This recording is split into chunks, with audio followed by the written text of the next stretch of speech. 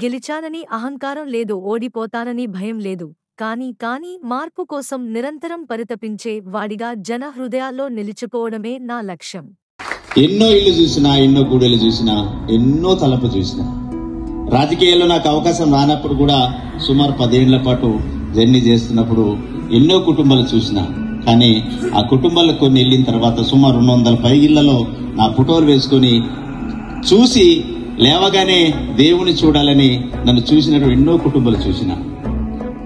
అంటే అంత ఆత్మీయ కలిగినటువంటి ప్రజానీకం నిరుపేదలకి ఏదో చేయాలని నా తపన, ఏదో ఒకటి చేయాలనే ఆలోచనతో నేను రాజకీయాలకు వచ్చిన. వాస్తవానికి నేను ఉద్యోగస్తు, నాకు నెలకి 2 లక్షలు వస్తుండే. కానీ అన్ని వదిలేసిన. 10 ఏళ్ళు రాజకీయాల్లో ఉన్నా, ఏదో ఒక అవకాశం రాకపోదని చూసిన.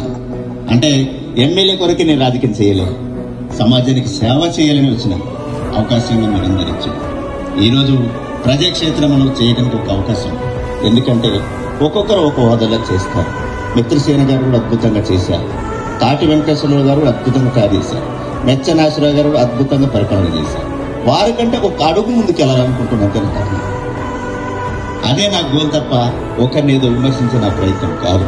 వారు ఒక 70% చేసి ఉంటే 1% నేను చేయాలని నా ప్రయత్నం, అంతే. కొత్త వినూత్న ముందుకెళ్ళాలని అదే నా ఆలోచన, ఆశయం. కాబట్టి ఈరోజు నేను ఇక్కడ ఉన్నానంటే మీరే నా రథసారథి.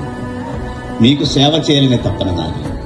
అనుక్షణం అనునిత్యం ప్రజల కొరకే తప్పించిన ఒక వ్యక్తిగా మీలో ఒక అరుదే నాకు అవకాశం ఇచ్చారు. ప్రజల్ని నేను వమ్ము చేయకుండా మీలో ఒక నాయకుడిగా, ఒక సేవకుడిగా భాగ్యాన్ని నాకు కల్పించారు. నేను చాలా అదృష్టవంతుడు. నేను కేవలం ఒక 4 ఏళ్ళు ఉంటాను.